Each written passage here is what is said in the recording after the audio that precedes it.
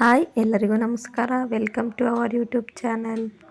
ಇವತ್ತಿನ ವಿಡಿಯೋದಲ್ಲಿ ನಾನು ನನ್ನ ಮಗಳ 2 ಮಂತ್ ಅಂದರೆ 1 ಮಂತಿಂದ 2 ಮಂತ್ ತನಕ ತೆಗೆದಿರೋ ಫೋಟೋಗಳನ್ನ ನಿಮ್ಮ ಜೊತೆ ಹಂಚ್ಕೋಬೇಕು ಅಂತ ಅಂದ್ಕೊಂಡಿದ್ದೀನಿ. ಅವಳಿಗೆ 1 ಮಂತ್ 2 ಮಂತ್ ಮಧ್ಯದಲ್ಲಿ ನ್ಯೂ ಇಯರ್ ಬಂದಿದ್ದು. ಆದರೆ ನ್ಯೂ ಇಯರ್ ದಿನ ನಾವು ಸೆಲೆಬ್ರೇಷನ್ ಮಾಡೋಕ್ಕಾಗಲಿಲ್ಲ. ಯಾಕಂತಂದರೆ ನನಗೆ ಸ್ವಲ್ಪ ಹುಷಾರಿರಲಿಲ್ಲ. ಡಿಸೆಂಬರ್ 31 ಹಾಸ್ಪಿಟಲ್ಗೆ ಹೋದ್ವಿ. ಬಟ್ ಅಲ್ಲಿ ಅಡ್ಮಿಂಟ್ ಆಗಬೇಕು ಅಂತ ಹೇಳಿದ್ರು. ನ್ಯೂ ಇಯರ್ನ ಹಾಸ್ಪಿಟ್ಲಲ್ಲಿ ಸೆಲೆಬ್ರೇಟ್ ಮಾಡೋ ಥರ ಆಯಿತು. ಅದು ಸ್ವಲ್ಪ ಬೇಜಾರಾಗಿತ್ತು. ಆಮೇಲೆ ಮನೆಗೆ ಬಂದಮೇಲೆ ಒಂದು 2 ಡೇಸ್ ಏನೋ ಹಾಸ್ಪಿಟ್ಲಲ್ಲೇ ಇದ್ವಿ. ಆಮೇಲೆ ಬಂದು ಸಿಂಪಲ್ಲಾಗಿ ಹ್ಯಾಪಿ ನ್ಯೂ ಇಯರ್ ಅಂತ ಬರೆದೆ. ಆ ಥರ ಫೋಟೋ ತೆಗೆದೆ ಅಷ್ಟೇ.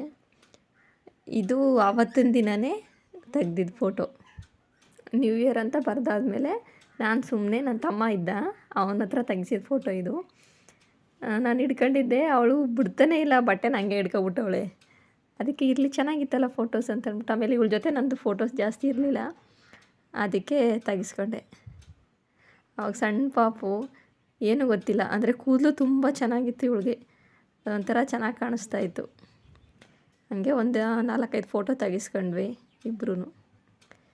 ಅದಾದಮೇಲೆ ನೆಕ್ಸ್ಟು 2 ಮಂತ್ ಫೋಟೋ. ಸಂಕ್ರಾಂತಿ ಹಬ್ಬ ಬಂದಿತ್ತು, ಬಟ್ ಆವಾಗ ತೆಗ್ದಿಲ್ಲ. ಸಂಕ್ರಾಂತಿ ಫೋಟೋಸ್ ಯಾವುದೂ ತೆಗ್ದಿಲ್ಲ. ಹೊಸ ಬಟ್ಟೆ ತಗೊಬಂದಿದ್ರು, ಆದರೆ ನನಗೆ ಫೋಟೋ ತೆಗಿಯೋಷ್ಟು ಇಂಟ್ರೆಸ್ಟ್ ಇರಲಿಲ್ಲ. ಮತ್ತು ನನಗೆ ಇವಳು ಹುಟ್ಟು 3 ಮಂತ್ಸ್ ತನಕನೂ ಆರೋಗ್ಯ ಸರಿ ಇರಲಿಲ್ಲ, ಅದಕ್ಕೆ ಸುಮ್ಮನಾಗ್ಬಿಟ್ಟೆ. ನೆಕ್ಸ್ಟ್ ಅಂದರೆ 2 ಮಂತ್ ಫೋಟೋಸು. 2 ಮಂತಲ್ಲಿ ಪ್ಯಾಂಪರ್ಸ್ ಎಲ್ಲ ಜೋಡಿಸ್ಬಿಟ್ಟು ಒಂದಷ್ಟು ಫೋಟೋಸ್ ತೆಗೆದೆ. ಅಂದರೆ ಹೊಸ ಬಟ್ಟೆಗಳು ಜಾಸ್ತಿ ಬಂದಿತ್ತು. ಎಲ್ಲ ನೋಡೋಕ್ಕೆ ಬಂದವರೆಲ್ಲ ಬಟ್ಟೆಗಳು ತಗೊಬಂದಿದ್ರು. ಹೆಣ್ಮಕ್ಳು ಬಟ್ಟೆಗಳೇ ಎಷ್ಟು ಚೆಂದ ಅಂದರೆ, ಎಲ್ಲರೂ ಫ್ರಾಕ್ಗಳು ತಂದಿದ್ದಾರೆ. ಏನು ಅಷ್ಟೊಂದು ಕ್ಯೂಟಾಗಿರೋ ಫ್ರಾಕ್ಗಳು. ಅದಕ್ಕೆ ನನಗಂತೂ ಯಾವ್ದಾಗಿ ತೆಗೆಯೋಣ ಅಂತೇಳ್ಬಿಟ್ಟು ಎಲ್ಲ ಡ್ರೆಸ್ಸಸ್ಸು ಇಟ್ಬಿಟ್ಟು 2 ಥೀಮಲ್ಲಿ ತೆಗೆದೆ ಫೋಟೋಸು. ಒಂದು ಪ್ಯಾಂಪರ್ಸ್ ಇಟ್ಬಿಟ್ಟು 2 ಅಂತ ಬರೆದು ಆ ಥರ ಒಂದು ತೆಗೆದೆ.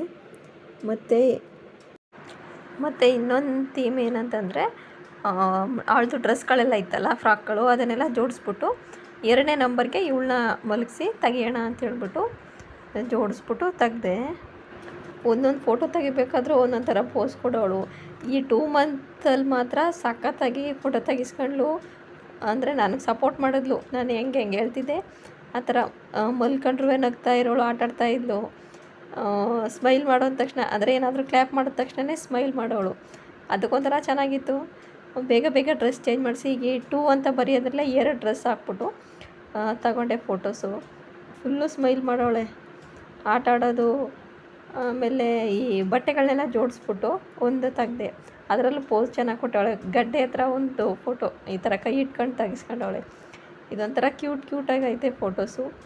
ಅವಳ ಡ್ರೆಸ್ಗಳು ಅಷ್ಟೇ. ಈ ಫೋಟೋಸ್ ನೋಡ್ಬಿಟ್ಟು ನಾವು ಮನೇಲಿರೋರೆಲ್ಲರೂ ಇದೇ ಒಂಥರ ಚೆನ್ನಾಗೈತಲ್ಲ ಅಂತ ಇದ್ದರು. ಇನ್ನು ಪಾಪು ಅಂತೂ ಇವಳು ಫೋಟೋ ತೆಗಿಬೇಕಾದ್ರೆ ಬಿಡ್ತಾನೆ ಇರಲಿಲ್ಲ. ಅವನು ಹೋಗಿ ಮಲ್ಕೋತಾ ಇದ್ದ.